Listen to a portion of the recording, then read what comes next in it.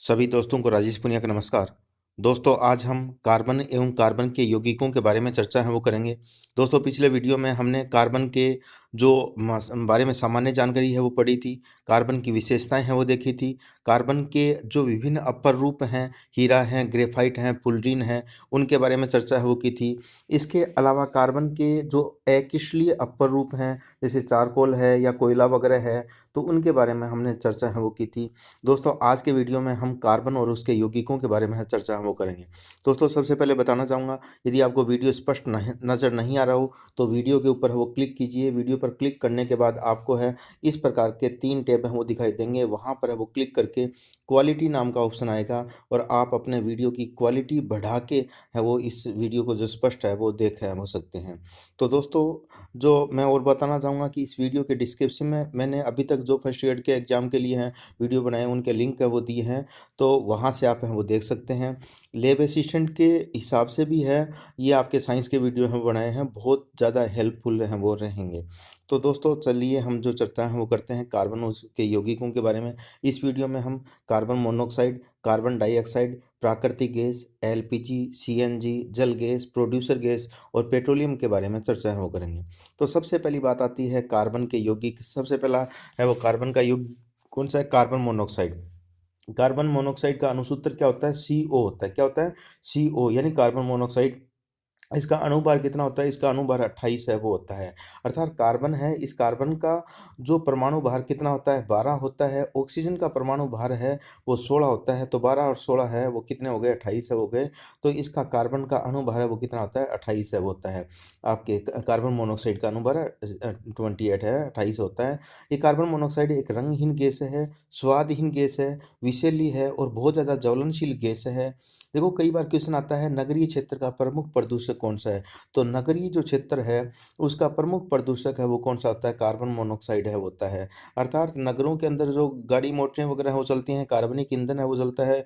तो उस कार्बनिक ईंधन अपर्याप्त ऑक्सीजन की उपस्थिति में वो जलता है। और एक जो अपर्याप्त ऑक्सीजन की उपस्थिति में जब कार्बनिक ईंधन जलता है तो कार्बन मोनोऑक्साइड गैस उत्पन्न है वो होती है। यदि जो ऑक्सीजन की पर्याप्त मात्रा है वो होती है तो है वो कार्बन डाइऑक्साइड गैस बन जाती है। लेकिन जो ऑक्सीजन की कमी में है, जब ईंधन जलता है तो आपके कार्बन मोनोऑक्साइड गैस है वो बनती है। और ये नगरीय क्षेत्र का है वो प्रमुख प्रदूषक माना जाता है। तो ये क्वेश्चन कई बार क्वेश्चन है वो आता है, नगरीय क्षेत्र का प्रमुख प्रदूषक कौन सा था, कौन सा है? तो नगरीय क्षेत्र का प्रमुख प्रदूषक है वो कार्बन मोनोऑक्साइड को है माना जाता है। मोटर गाड़ियों के धुएं में जो कैंसर उत्पन्न करने वाली ये जो गंभीर जो गैस है, ये गैस मानव रक्त के हीमोग्लोबिन के साथ मिलकर कार्बोक्सी हीमोग्लोबिन नामक एक लाल पदार्थ बनाती है, जिससे रक्त में ऑक्सीजन ग्रहण करने की क्षमता समाप्त हो जाती है। दोस्तों, हमारी जो रक्त के अंदर जो आरबीसी होती हैं, लाल रक्त कणिकाएं होती हैं, उसमें हीमोग्लोबिन नामक वर्णक है वो पाया जाता है। और ये हीमोग्लोबिन नामक जो वर्णक होता है, ये ऑक्सीजन को अपने साथ जोड़ के और ऑक्सीजन का परिवहन करने का कार्य है वो करता है। हमारे शरीर के विभिन्न भागों में ऑक्सीजन पहुंचाने का कार्य ये जो हीमोग्लोबिन नामक वर्णक है वो करता है। लेकिन जब कार्बन मोनोऑक्साइड गैस उत्पन्न है होती है तो ये कार्बन मोनोऑक्साइड गैस होती है, ये ऑक्सीजन से अधिक क्षमता रखती है कि ये जो है वो ऑक्सीजन को है हीमोग्लोबिन के साथ नहीं जुड़ने देती और खुद है कार्बन मोनोऑक्साइड गैस है वो हीमोग्लोबिन के साथ जुड़ जाती है, जिससे कार्बोक्सी हीमोग्लोबिन का निर्माण है होता है। और ये कार्बोक्सी हीमोग्लोबिन है विषैला जो पदार्थ होता है जो अपने जो शरीर के अंदर है वो है वो जाता है। ये क्या करता है? श्वास क्रिया को रोक देता है और जिसके कारण से है वो हमारी मृत्यु भी है वो हो सकती है। अगली बात है कि जो कार्बन मोनोऑक्साइड गैस ही गैस है, तो कार्बन मोनोऑक्साइड है अम्लीय गैस है या क्षारीय गैस है या उदासीन गैस है? तो कार्बन मोनोऑक्साइड है वो कैसी होती है? उदासीन गैस है होती है, यानी इसकी प्रकृति कैसी होती है? उदासीन है होती है। तो कार्बन मोनोऑक्साइड में क्वेश्चन है वो 2-3 पूछे जाते हैं। एक तो है वो याद है वो रखना, नगरीय क्षेत्र का प्रमुख प्रदूषक कौन सा है? एक मोटर गाड़ियों के धुएं में जो ऑक्सीजन की कमी के कारण से कौन सी गैस उत्पन्न है, कौन सी गैस उत्पन्न है वो होती है? और एक ये ऑक्सीजन से अधिक जो हीमोग्लोबिन के साथ जुड़ने की क्षमता है वो रखने वाली गैस है। इसकी प्रकृति कैसी होती है? उदासीन प्रकृति की ये जो गैस है वो होती है। दोस्तों, अगली जो बात आती है कार्बन डाइऑक्साइड गैस की चर्चा है वो करते हैं। तो ये कार्बन जो डाइऑक्साइड है इसका अणु सूत्र क्या होता है? CO2 होता है। क्या होता है? CO2 है होता है। अर्थात इसमें कार्बन का जो परमाणु भार है वो कितना होता है? कार्बन का परमाणु भार 12 होता है और ऑक्सीजन के एक परमाणु का भार है वो कितना होता है? 16। इस यहाँ पे दो अणु है वो दिखाई, दो परमाणु है वो दिखाई दे रहे हैं, तो 16 गुणा 2 यानी 32, 32 और 12 कितना? 44। तो कार्बन डाइऑक्साइड का परमाणु भार है वो, अणु भार है वो कितना होता है? डाइऑक्साइड का है अणु भार है 44 है वो होता है। अगली है कौन सी, किस प्रकृति की गैस है? तो कार्बन मोनोऑक्साइड हमने देखा था उदासीन प्रकृति की गैस होती है, जबकि कार्बन डाइऑक्साइड है अम्लीय प्रकृति की जो गैस है वो होती है।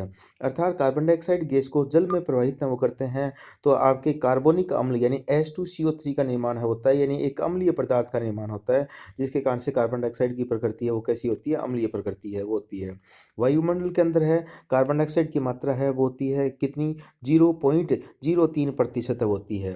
देखो वायुमंडल में चौथी सबसे अधिक मात्रा में पाई जाने वाली गैस कौन सी है? कार्बन डाइऑक्साइड गैस है। जो वायुमंडल के अंदर जो नाइट्रोजन गैस है वो सबसे अधिक मात्रा में पाई जाती है, लगभग 78% पाई जाती है। 2 नंबर पे ऑक्सीजन लगभग 21% पाई जाती है और 3 नंबर पे ऑर्गन जो 0.9% पाई जाती है और चौथी सबसे अधिक मात्रा में पाई जाने वाली गैस कार्बन डाइऑक्साइड है जो 0.03% है वो पाई जाती है। ये पौधों के लिए प्राणदायिनी गैस होती है। पौधे जो होते हैं प्रकाश संश्लेषण की क्रिया के अंदर इसी गैस को, कार्बन डाइऑक्साइड गैस को है वो ग्रहण है वो करते हैं। देखो ग्रीन हाउस प्रभाव के लिए मुख्य रूप से उत्तरदायी गैस है वो मानी जाती है। ग्रीन हाउस प्रभाव यानी हरित गृह प्रभाव या कह सकते हैं ग्लोबल वार्मिंग के लिए उत्तरदायी गैस, या जो भूमंडल का तापमान बढ़ रहा है वर्तमान में, तो उस भूमंडल का तापमान बढ़ने के लिए उत्तरदायी गैस किसको माना जाता है? तो कार्बन डाइऑक्साइड गैस को है वो माना जाता है। तो देखो कुछ गैसें ऐसी हैं जो पृथ्वी का तापमान बढ़ाने के लिए उत्तरदायी होती हैं, जैसे कार्बन डाइऑक्साइड है या मीथेन गैस है या नाइट्रोजन के ऑक्साइड है या जल वाष्प होती है। तो ये सारी सारी गैसें हैं पृथ्वी का तापक्रम बढ़ाने के लिए उत्तरदायी होती हैं, लेकिन इनमें सबसे अधिक मात्रा में लगभग 60% मात्रा में जो है वो कौन सी गैस है? जो आपके कार्बन डाइऑक्साइड गैस है जो ग्रीन हाउस प्रभाव के लिए उत्तरदायी है वो मानी जाती है। शीतल पेय पदार्थों की बोतलों के अंदर यानी कोल्ड ड्रिंक्स की जो बोतलें होती हैं, तो उन कोल्ड ड्रिंक्स की बोतलों के अंदर यानी शीतल पेय पदार्थों की बोतलों में या कह सकते हैं सोडा वाटर की बोतलों में है वो कौन सी गैस भरी जाती है? तो कार्बन डाइऑक्साइड गैस को है वो भरा जाता है। इसे ही आग बुझाने वाली गैस है वो कहा जाता है। अग्निशामक यंत्र होते हैं, उन अग्निशामक यंत्रों के अंदर है वो कौन सी गैस बाहर निकलती है? कार्बन डाइऑक्साइड गैस है बाहर है वो निकलती है, जो आग को बुझाने के लिए आग को बुझाने में सहायक है वो होती है। देखिए एक बहुत इंपॉर्टेंट क्वेश्चन आता है, ठोस CO2 इसे शुष्क बर्फ है वो कहा जाता है, यानी ड्राई आइस है वो कहा जाता है। तो ये क्वेश्चन बहुत बार आता है, शुष्क बर्फ है तो ठोस कार्बन डाइऑक्साइड को ही शुष्क बर्फ के नाम से है वो जाना जाता है। अगली बात है चूने के पानी को दूधिया कर देती है। कार्बन डाइऑक्साइड है वो क्या करती है? चूने का पानी जो होता है यानी कैल्शियम हाइड्रोक्साइड का जो विलयन होता है जो कि रंगीन होता है, उस जो रंगीन विलयन को ये दूधिया है वो कर देती है। ये प्रकाश संश्लेषण की क्रिया में प्रयुक्त है वो होती है। जो पौधे दिन के अंदर भोजन बनाते हैं प्रकाश संश्लेषण की क्रिया के द्वारा, तो प्रकाश संश्लेषण की क्रिया के अंदर कार्बन डाइऑक्साइड गैस से है वो काम है वो आती है।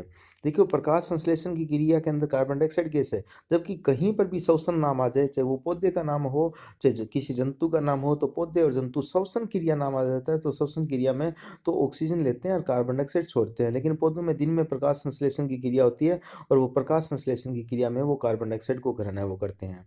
कहते हैं कि रात्रि में पेड़ पौधों के नीचे नहीं सोना चाहिए, पीपल वगैरह के बहुत बड़े बड़े जिनके पत्ते हैं उन पेड़ों के नीचे है वो नहीं सोना चाहिए। क्यों नहीं सोना चाहिए?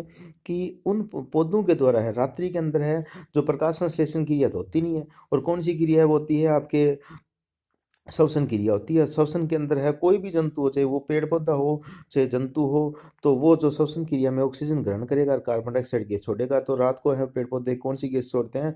कार्बन डाइऑक्साइड गैस है वो छोड़ते हैं, जिसके कारण से पेड़ के नीचे सोते हैं तो मृत्यु भी एक बार से हो सकती है। इसलिए कहते हैं कि रात को है पेड़ों के नीचे है वो नहीं सोना चाहिए। अगली बात है प्राकृतिक गैस, नेचुरल गैस। तो देखो नेचुरल गैस क्या होती है? मेथेन CH4 जो है, मेथेन को ही क्या कहा जाता है? प्राकृतिक गैस के नाम से वो जाना जाता है। इसे ही मार्स गैस के नाम से जानते हैं, इसे ही दलदली गैस के नाम से वो जानते हैं। जो कई कई बार बारिश के मौसम के अंदर जो बटोड़े वगैरह होते हैं, गोबर वगैरह होता है, उन गोबर के अंदर है अजीब सी स्मेल आने लगती है, तो वो कौन सी गैस की होती है? मेथेन गैस की है वो होती है। इसे ही बायोगैस का मुख्य घटक माना जाता है, यानी गोबर गैस है, उस गोबर गैस के अंदर एक तो मेथेन होती है एक कार्बन डाइऑक्साइड होती है। गोबर गैस का मुख्य घटक यानी बायोगैस का मुख्य घटक किससे माना जाता है? तो इस मेथेन गैस को है वो माना जाता है। इसे ही प्राकृतिक गैस के नाम से वो जाना जाता है। अगली बात है एलपीजी। एलपीजी का पूरा नाम है लिक्विफाइड पेट्रोलियम गैस। बहुत इंपॉर्टेंट क्वेश्चन है। एलपीजी यानी लिक्विफाइड पेट्रोलियम गैस है होता है, यानी द्रवित पेट्रोलियम गैस होती है। रसोई करके अपने जो सिलेंडर होते हैं, इस सिलेंडरों के अंदर भरी जाने वाली जो गैस है और गंधहीन होती है। इसमें कोई गंध है वो नहीं होती, सिलेंडर में भरी जाती है, इसके अंदर कोई गंध है वो नहीं होती। ये ब्यूटेन और प्रोपेन का मिश्रण होता है। ये अत्यधिक ज्वलनशील गैस है वो होती है, बहुत ज़्यादा जो है वो ज्वलनशील गैस है होती है। तो अपने को रसोई गैस के सिलेंडरों से लीक हो जाए तो पता नहीं चले कि जो है गैस लीक हो रही है या नहीं हो रही है, अचानक है वो आग लग सकती है। इसलिए दुर्घटना से बचने के लिए इसमें सल्फर के यौगिक यानी मिथाइल मरकप्टेन मिला देते हैं, ताकि इसके रिसाव को इसकी गंध से पहचाना जा सके। तो याद रखना दोस्तों, एलपीजी गैस में किसी भी प्रकार की गंध नहीं होती है। फिर जो गंध आती है सिलेंडर के अंदर वो किसकी होती है, वो उसके अंदर है एलपीजी गैस के अंदर मिथाइल मरकप्टेन यानी सल्फर युक्त एक पदार्थ मिलाया जाता है, जिसके कारण से उसकी गंध है वो आती है। जिसके कारण से हम पहचान लेते हैं कि सिलेंडर की नोब है वो खुली रह गई है, या यानी सिलेंडर है वो लीक हो रहा है या नहीं हो रहा है। तो इसकी पहचान है वो कर सकते हैं और दुर्घटना से है वो बच सकते हैं। अगली बात आती है सीएनजी। सीएनजी का पूरा नाम होता है कंप्रेस्ड नेचुरल गैस। यानी क्या? कंप्रेस्ड नेचुरल गैस यानी संपीड़ित प्राकृतिक गैस है होता है। ये एक स्वच्छ ईंधन है होता है। जब जो सीएनजी को जलाते हैं तो जलने के ऊपर सीएनजी के द्वारा दो ही पदार्थ हैं वो जो बनते हैं। एक तो कार्बन डाइऑक्साइड गैस बनती है और एक जल है वो बनता है। तो इसीलिए इसको जो संपीड़ित प्राकृतिक गैस को क्या माना जाता है, एक स्वच्छ ईंधन के रूप में है वो माना जाता है। बड़े बड़े जो दिल्ली वगैरह मेट्रोपॉलिटन जो शहर हैं उनके अंदर हैं जो वाहन चल रहे हैं, वहाँ के स्थानीय लोकल बसें चल रही हैं और या ऑटो वगैरह चल रहे हैं, तो वो कौन सी यानी प्रदूषण को कम करने के लिए सीएनजी गैस के द्वारा जो चलाए जाते हैं। और सीएनजी है वो क्या होता है, एक स्वच्छ ईंधन होता है। इसके जलने के ऊपर है कोई हानिकारक पदार्थ नहीं बनता है, इसके जलने के ऊपर है केवल कार्बन डाइऑक्साइड और जल है वो बनते हैं, इसलिए इसे स्वच्छ ईंधन के रूप में जाना जाता है। अगली बात है जल गैस यानी वाटर गैस या भाप अंगार गैस है। तो ये कौन सी होती है, कार्बन मोनोऑक्साइड, सीओ मतलब कार्बन मोनोऑक्साइड और एच टू यानी हाइड्रोजन के मिश्रण को ही जल गैस के नाम से या वाटर गैस के नाम से या भाप अंगार गैस के नाम से वो जाना जाता है। अगली बात है प्रोड्यूसर गैस। ये भी क्वेश्चन कई बार पूछा जाता है, प्रोड्यूसर गैस है वो कौन सी होती है, या वायु अंगार गैस कौन सी होती है। तो कार्बन मोनोऑक्साइड और N2 का जो मिश्रण जो होता है, नाइट्रोजन का मिश्रण होता है, उसे प्रोड्यूसर गैस यानी या वायु अंगार गैस के नाम से वो जाना जाता है। दोस्तों अगली बात है वो आती है पेट्रोलियम की। पेट्रोलियम में भी बहुत अच्छा क्वेश्चन है वो आता है। पेट्रोलियम यानी जो है क्या है, पेट्रो प्लस ओलियम यानी चट्टानी तेल है। पेट्रो मतलब चट्टानी और ओलियम मतलब तेल है, यानी चट्टानों के नीचे पाए जाने वाला एक तेल है। यह हाइड्रोकार्बन का प्रमुख प्राकृतिक स्रोत है होता है, यानी कार्बन और हाइड्रोजन के संयोग से बने यौगिक को हाइड्रोकार्बन है वो कहते हैं। ये हाइड्रोकार्बन का प्रमुख प्राकृतिक स्रोत है वो कौन सा होता है, पेट्रोलियम है होता है। ये प्राकृतिक गैस के नीचे पाया जाता है। किसके नीचे पाया जाता है, प्राकृतिक गैस के नीचे पाया जाता है। इसे ही ब्लैक गोल्ड व लिक्विड लिक्विड गोल्ड की संज्ञा वो दी गई है। किसकी, ब्लैक गोल्ड व लिक्विड गोल्ड, ये यानी काले सोने और द्रव जो सोने की संज्ञा है वो दी गई है। ये अवसादी चट्टानों के बीच पाया जाने वाला गाढ़ा तेली द्रव्य होता है। किसके नीचे आता है, अवसादी जो चट्टान होती हैं उन अवसादी चट्टानों के बीच में है वो पाया जाने वाला एक गाढ़ा तेलीय द्रव्य होता है। ठीक है, जिसे कच्चा तेल के नाम से जानते हैं। कच्चे पेट्रोलियम को प्रभाजी आसवन के द्वारा शुद्ध किया जाता है। किसके द्वारा, प्रभाजी आसवन के, यानी नीचे से है वो जो कुआं बना के और गाढ़ा गाढ़ा है काला काला तेल निकाला जाता है, यानी क्रूड ऑयल है वो निकाला जाता है। और उस क्रूड ऑयल को रिफाइनरी के अंदर ले जाते हैं और रिफाइनरी के अंदर प्रभाजी आसवन की क्रिया के द्वारा है पेट्रोलियम के अलग अलग जो घटकों को है वो अलग अलग है वो किया जाता है। पेट्रोलियम के ऊपर ही कौन सी प्राकृतिक गैस यानी मेथेन गैस है वो पाई जाती है। जब पेट्रोलियम को निकाल के रिफाइनरी में ले जाया जाता है तो उसके अलग अलग घटक हैं वो अलग अलग हो जाते हैं। देखो पेट्रोलियम की उत्पत्ति कैसी हुई है, तो प्राचीन काल के अंदर है धरती उथल पुथल हुई तो बहुत बड़े बड़े जो भारी जो जंतु है वो थे या पेड़ पौधे वो थे, वो तो कोयले में परिवर्तित हो गए। और समुद्री जो जीव जंतु होते, समुद्री वनस्पति है वो थे, और वो धरती उथल पुथल होने के कारण से नीचे दब गई और उच्च ताप के कारण से वो पेट्रोलियम के अंदर परिवर्तित है वो हो गई। पेट्रोलियम के प्रवाजी आचरण के द्वारा पेट्रोलियम के घटकों को पृथक पृथक हम कर सकते हैं। पेट्रोलियम के कौन कौन से घटक हैं? सबसे पहली बात आती है एलपीजी। एलपीजी यानी लिक्विफाइड पेट्रोलियम गैस, यानी पेट्रोलियम को हल्का सा गर्म करने पर सबसे पहले एलपीजी गैस पृथक होती है। ये घरों और उद्योगों में ईंधन के रूप में प्रयुक्त होती है। उसके बाद जो है और हल्का सा गर्म करने पर ईथर है वो बनता है, और ईथर को है वो शुष्क धुलाई के रूप में प्रयुक्त हो जाता है। एंड ड्राई क्लीन, यानी महंगे महंगे हम शादी विवाह में महंगे महंगे कपड़े हम जो पहनते हैं, सूट वगैरह पहनते हैं, उस पे है वो कोई सब्जी वगैरह का दाग धब्बा है वो लग जाता है, तो उसको साबुन से नहीं धोया जाता है। वो तो गीली धुलाई हो गई, आपके पानी और साबुन से धोएंगे। वो किससे धुलाई जाती है? ईथर से। पेट्रोल से भी नहीं धोई जाती, वो ईथर से धोई जाती है। और ईथर से धोते हैं, और इसी को ही हम क्या कहते हैं? शुष्क धुलाई के नाम से जानते हैं। और वो नॉर्मली है वो जो पानी वगैरह से धोते हैं तो इसे गीली धुलाई है पर से वो कहते हैं। तो ड्राई क्लीन में किसका उपयोग होता है? तो ईथर का है वो उपयोग होता है। अगली बात है पेट्रोल है, यानी और हल्का सा गर्म करने पे पेट्रोल है, केरोसिन तेल है, या स्नेक है, या पैराफिन मोम है, या बिटुमेन वगैरह है। तो ये जो पृथक्कम होते हैं। तो पेट्रोल क्या काम आता है? मोटर ईंधन या विमानों के ईंधन के रूप में काम आता है। केरोसिन तेल ये स्टोव या लैंप के अंदर जलाने के काम आता है। स्नेक जो होता है ये स्नेहन व दवा वगैरह बनाने के अंदर वो काम है होता है, यानी ग्रीस वगैरह करने के अंदर गाड़ी मोटरों के टायरों में जो ग्रीस वगैरह की जाती हैं तो वहाँ पे है वो स्नेक का उपयोग होता है, या दवा बनाने में ये काम आता है। पैराफिन मोम भी इसी से पृथक होता है, जिस जो है मरहम के अंदर या मोमबत्ती या वैसलीन बनाने में काम आता है। और नीचे जो गाढ़ा काला सा पदार्थ बच जाता है उसे बिटुमेन के नाम से जानते हैं। और ये पेंट एवं सड़क निर्माण के अंदर है वो काम में आता है। दोस्तों अगली बात है गैसोहोल। गैसोल क्या है? पेट्रोल तथा एल्कोहल के मिश्रण को ही गैसोल के नाम से वो जानते हैं। इन 90% पेट्रोल और 10% एल्कोहल के मिश्रण को ही गैसोहोल के नाम से हैं वो जानते हैं। देखो पेट्रोल की आजकल बहुत किल्लत है, पेट्रोल की कमी है होती जा रही है। इसीलिए जो पेट्रोल के अंदर एल्कोहल मिला के उससे गाड़ी मोटरें हैं चलाई जाती हैं, जिसे गैसोल के नाम से जानते हैं। और इस गैसोल की खोज है वो सबसे पहले कहाँ पे हुई थी? ब्राज़ील के अंदर इसकी सबसे पहले खोज है वो ही थी। तो दोस्तों नेक्स्ट वीडियो के अंदर हम हैं वो जनरल साइंस के और टॉपिक हैं वो देखेंगे। तब तक के लिए धन्यवाद दोस्तों।